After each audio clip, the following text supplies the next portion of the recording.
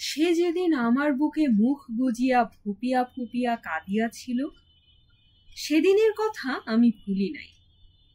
অনিন্দ সুন্দর তাহার মুখখানি আমার বুকে নিষ্পিষ্ট করিয়া দিয়া তাহার সে কি কান্না! কোনো কথা নয়, খালি কান্না। অন্ধকার ঘর, সূচি ভেদ্য অন্ধকার। সেই অন্ধকার গভীর রাত্রে সে আর আমি একা, আর কেহ নাই। তাহার অশ্রুজলে আমার বুক ভাসিয়া যাইতেছে। তাহার অব্যক্ত বেদনায় সমস্ত অন্ধকার থমথম করিতেছে। আমি নির্বাক। আরেক দিনের কথা মনে পড়িতেছে।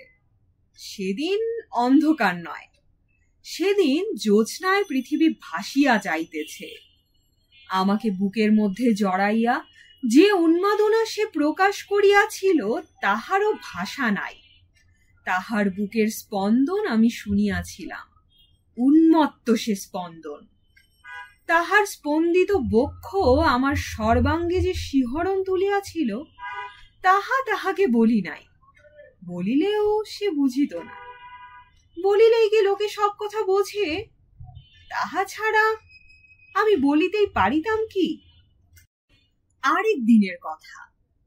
সে উপর হইয়া শুইয়াছিল, আমি পাশেই ছিলাম।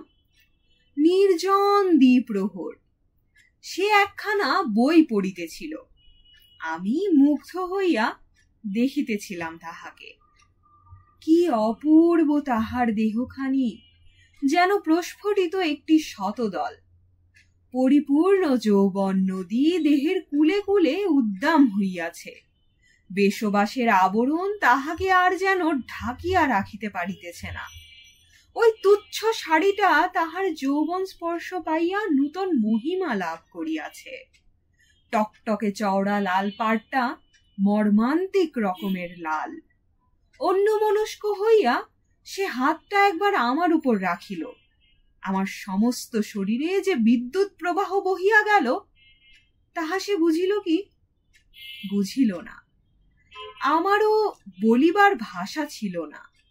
কোনদিন তাহাকে কিছু বলি নাই, অথচ তাহার নিত্য সঙ্গী ছিলাম।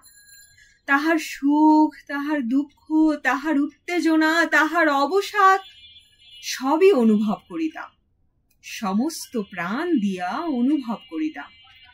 সে কিন্তু একদিনও এক নিমিষের জন্য আমার কথা ভাবিত না। ভাবিত না, ইহা আমি শপথ করিয়া বলিতে পারি। ভাবিবে কেন? মানবী ছলনাময়ী। অবশেষে সে আসিল, যাহার আশায় তাহার অন্তর উদ্বেলিত হইয়া উঠিত, যাহার বিরহে তাহার নয়ন পল্লবে অশ্রু নামিত, যে পাওয়া না পাওয়ার সন্দেহ দোলায় এতদিন দুলিতেছিল। সে একদিন সশরীরে বর বেশে আসিয়া অবতীর্ণ হইল এবং তাহাকে অধিকার করিল। আমি কিছু বলিলাম না। আমার চোখের সম্মুখেই তাহাদের প্রেম সম্মিলন নীরবে দেখিলাম। পৃথিবীতে এইরূপই হইয়া থাকে। আমি দেখিতে কেমন জানি না, হয়তো খারাপ, কিন্তু বিশ্বাস করুন, আমার প্রাণ আছে, আমিও অনুভব করি। আমি দেখিতে খারাপই তো, আমার সারা গায়ে ময়লা। যদিও সপ্তাহ অন্তর আমার বহিরাবরণ একবার করিয়া বদলানো হয়, তবুও এ কথা লজ্জার সহিত স্বীকার করিতেছি, আমার অঙ্গ মলিন, তেল চিটচিটে ময়লা। কেন? তাহার উত্তরে আমি শুধু এইটুকুই বলিতে পারি যে আমি অক্ষম। কল্পনায় আমি বিলাসী, কিন্তু কি করিব? আসলে আমি যে বালিশ, ছোট তাকিয়া মাত্র। আমার কোনো হাত নাই। তাহার দুঃখের অশ্রু জলে আমার বক্ষ ভিজিয়াছে, সুখের স্পন্দনে সর্বাঙ্গ স্পন্দিত হইয়াছে। তাহার গোপন প্রেমলিপিকা সে নির্ভয়ে আমারই তলায় লুকাইয়া রাখিয়াছে। তাহার অন্তরের সমস্ত নিগূঢ় বার্তাই আমি জানিতাম। তবু সে আমাকে হেলায় ত্যাগ করিল এবং বরণ করিল মানুষকে।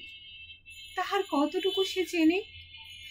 শুনছিলেন বলাইচাঁদ মুখোপাধ্যায় তথা বনফুল রচিত ছোট্ট একটি গল্প, অক্ষমের আত্মকথা।